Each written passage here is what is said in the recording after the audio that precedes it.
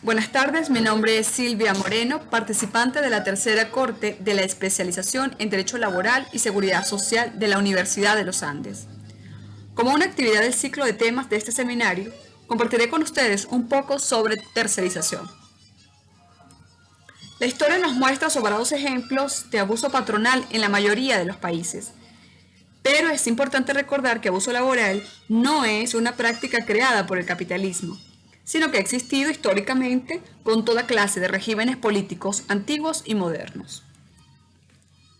Que los trabajadores de una empresa, por instigación de ella, legalicen una sociedad o formen una firma mercantil a fin de que sus trabajadores sean pagados como comerciantes y no como asalariados, es algo que ha ocurrido con frecuencia y la legislación trata de evitarlo y lo castiga con multa. Es este último hecho al que llamaremos prácticas de encubrimiento, relaciones laborales encubiertas, relaciones triangulares o tercerización. En esta exposición daremos una definición de tercerización, indicaremos las bases legales, las principales prácticas de encubrimiento laboral y analizaremos además unas sentencias del Tribunal Supremo de Justicia. Y hablaremos un poco de las outsourcing. Finalmente presentaremos dos casos de relaciones encubiertas o relaciones triangulares usadas en el país, ya sea para incumplir el régimen laboral o para externalizar parte del proceso productivo. Iniciamos. ¿Qué es la tercerización laboral? Es la simulación o fraude cometido por patronos con el propósito de desvirtuar, desconocer u obstaculizar la aplicación de la legislación laboral. Los órganos administrativos o judiciales con competencia en la materia laboral establecerán la responsabilidad que corresponda a los patronos en casos de simulación o fraude laboral, conforme a esta ley. El derecho del trabajo estudia este problema bajo el acápite de simulación. Y en efecto, cuando un patrono, a fin de burlar la legislación laboral, impone a un trabajador dependiente la firma de un contrato mediante el cual declara la existencia de una relación autónoma de naturaleza civil o mercantil, no puede decirse que existe una voluntariedad de las partes.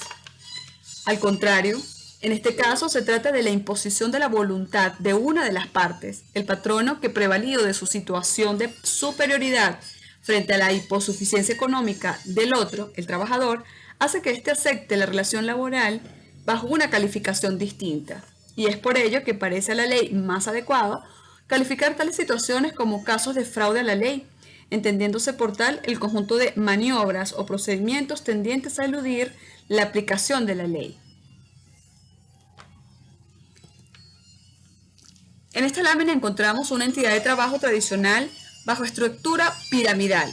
Los dueños de los medios de producción, tanto de la empresa contratante como de la empresa que presta el servicio, establecen una relación netamente mercantil, en donde ambos obtienen ganancias en detrimento de los derechos de los trabajadores, precarizando de esta manera las condiciones laborales. Veamos un concepto de relaciones triangulares. Son todas aquellas relaciones jurídicas que involucran a un trabajador a prestar servicios, cuyos productos no son recibidos materialmente por su empleador, sino por un tercero con el cual éste ha pactado la entrega de tales productos. En la práctica laboral venezolana pueden encontrarse muchas modalidades de relaciones triangulares. Pero ¿cuáles son los efectos de las relaciones triangulares en las condiciones del trabajo? La consecuencia inmediata para el patrono es que él reduce los costos laborales y lo logra bajo un perfecto contrato mercantil, mientras que para el trabajador, al salir de la empresa, queda excluido del sindicato y del contrato colectivo y por ende de sus derechos laborales. Principalmente limita entonces el proceso del sindicato y la negociación colectiva. Esta situación se hace especialmente grave toda vez que en Venezuela predomina el sindicato y la negociación colectiva por ramo de empresa. Cuando una empresa grande o mediana contrata parte de su proceso de producción a empresas más pequeñas o particulares, los trabajadores, siendo titulares de la protección de la legislación laboral, tienen menos fuerza para exigir a sus patronos el cumplimiento de la misma, y menos aún podrían pretender los beneficios de la negociación colectiva.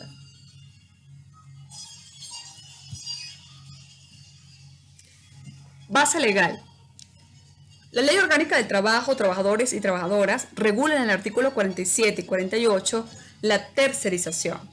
Las normas del derecho del trabajo y de la seguridad social otorgan al trabajador un determinado grado de protección jurídica con el cual se pretende contrarrestar la desigualdad de orden económico y social en que se encuentran frente a su patrono, pretendiendo lograr condiciones más favorables para la búsqueda del ideal de justicia social. Esta especial protección constituye un privilegio para el trabajador y correlativamente una carga para el patrono en cuanto limita su libertad dentro de la empresa.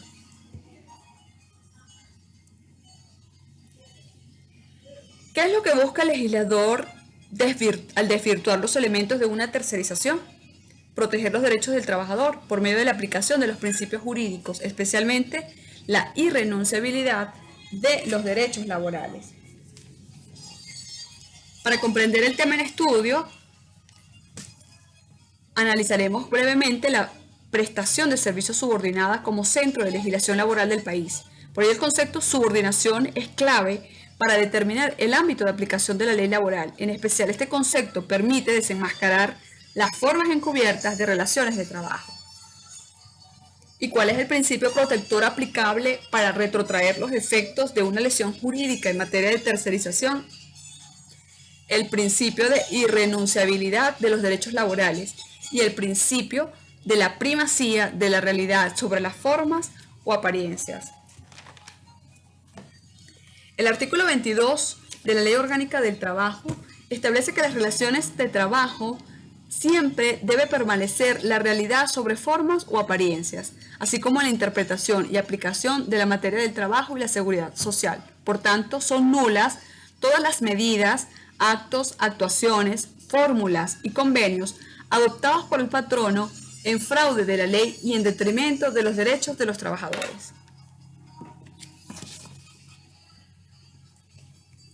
Las principales prácticas de encubrimiento del trabajo están reguladas en el artículo 48 de la ley y son las siguientes. La contratación de trabajadores a través de intermediarias para evadir las obligaciones con los trabajadores. Las entidades de trabajo creadas por el patrono para evadir las obligaciones con los trabajadores. Los contratos o convenios fraudulentos destinados a simular la relación laboral mediante formas jurídicas propias del derecho civil o mercantil. Contratar una entidad de trabajo para ejecutar obras, servicios o actividades que sean de carácter permanente dentro de las instalaciones de la entidad de trabajo contratante, relacionados de manera directa con el proceso productivo de la contratante y sin cuya ejecución se afectarían o interrumpirían las operaciones de la misma. Cualquier otra forma de simulación o fraude laboral.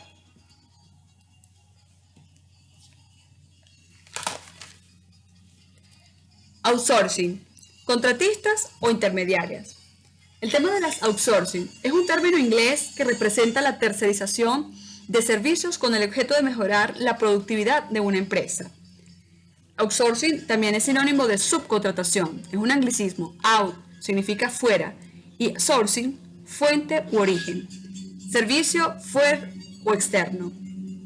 También outsourcing es la práctica de obtener bienes y servicios de un proveedor extranjero y se usa más en industrias donde hay escasez de mano de obra para puestos particulares, disminuyendo el costo.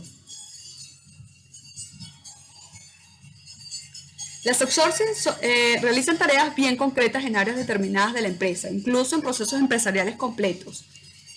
Es una modalidad de empleo en la que un contratista dispone de trabajadores bajo su dependencia a favor de un contratante que fija las tareas y las supervisa.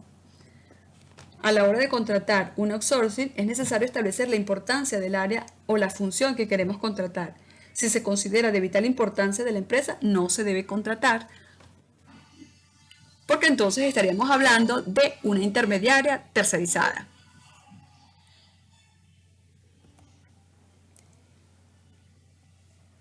Ejemplos de tercerización.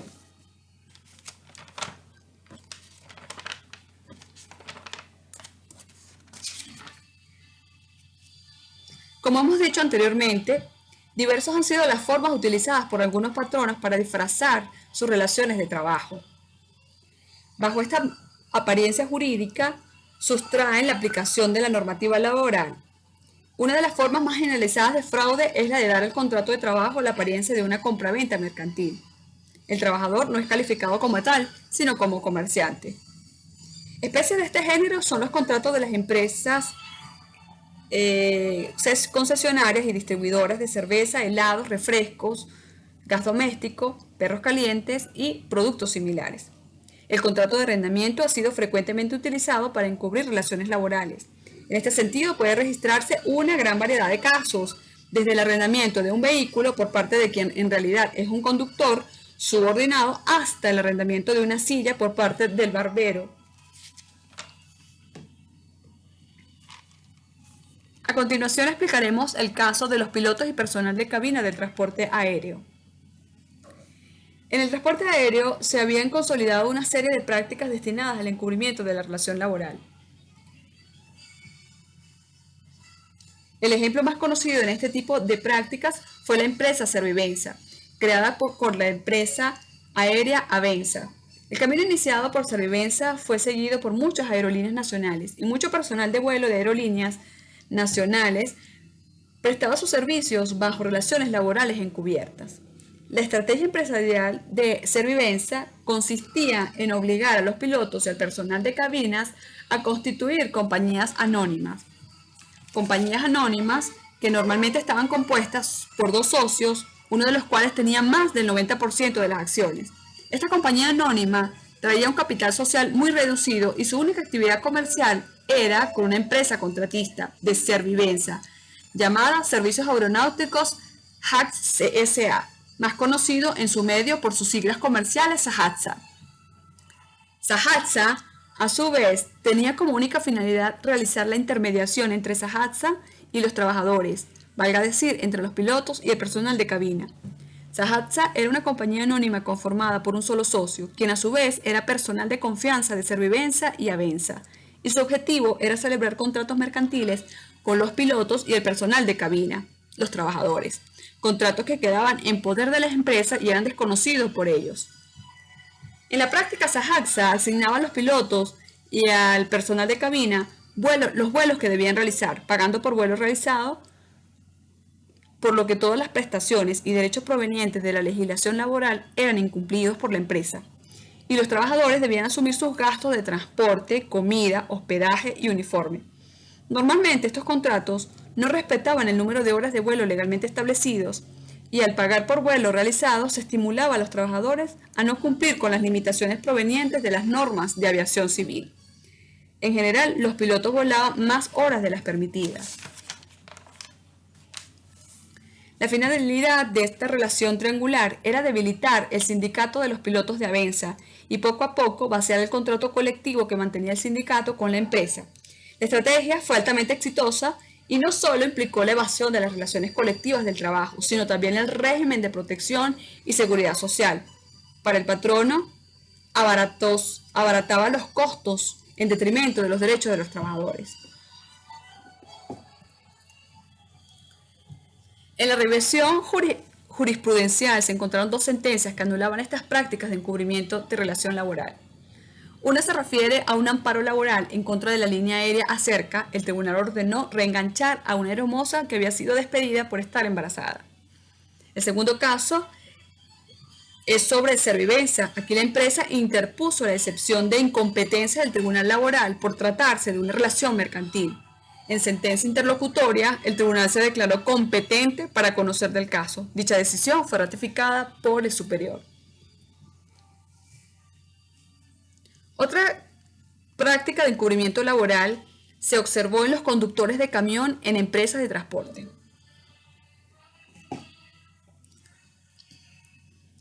Se hallaron las siguientes circunstancias: contratos de cuenta y participación, contratos mercantiles de transporte mediante el cual el conductor transportaba la mercancía a cambio del pago de un flete, pago de honorarios por servicio prestado, contrato de sociedad mercantil, el conductor socio del empresario, contrato mercantil de transporte con el empresario.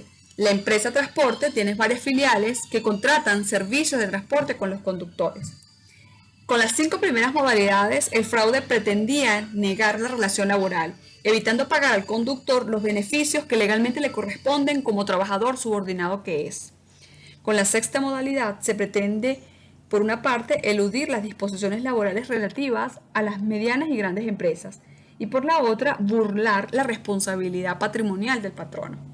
Como se nota en estos casos, el pago en cuentas en participación, el pago de transporte por flete o por honorarios profesionales, o que el conductor aparezca como socio del empresario y otras empresas filiales, reduciendo el capital social, todas tienen el ánimo de disfrazar la relación laboral, pero hay que estar muy atento de los elementos porque puede tratarse de una relación comercial perfectamente normal.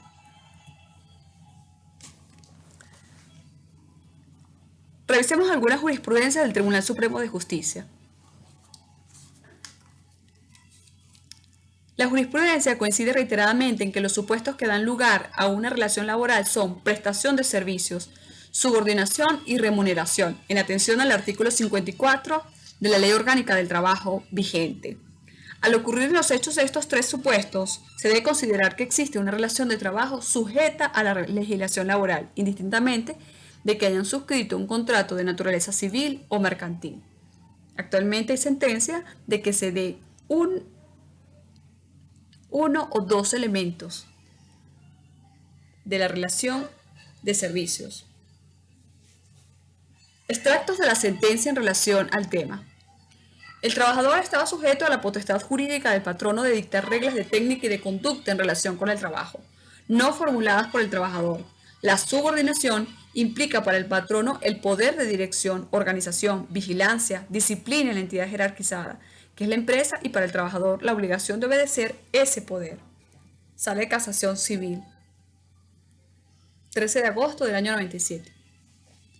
Si el actor no solamente se obligaba a prestar sus servicios a la demandada, sino que también estaba impedido por disposición contractual de prestar sus servicios a otra empresa competidora, se encontraba presente en la relación entre las partes el elemento de la subordinación, característico del contrato de trabajo.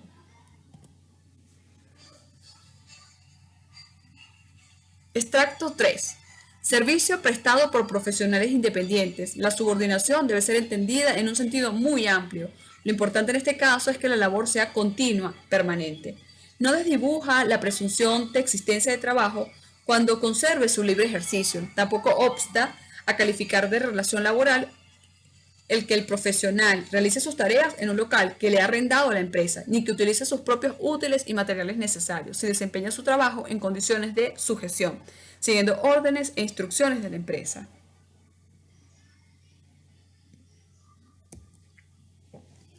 Legislaciones de varios países facilitan la protección de los prestadores de servicio con la denominada presunción laboral, según la cual basta la prestación de un servicio profesional para que se presuma la existencia de un contrato de trabajo entre quien presta el servicio y quien lo recibe.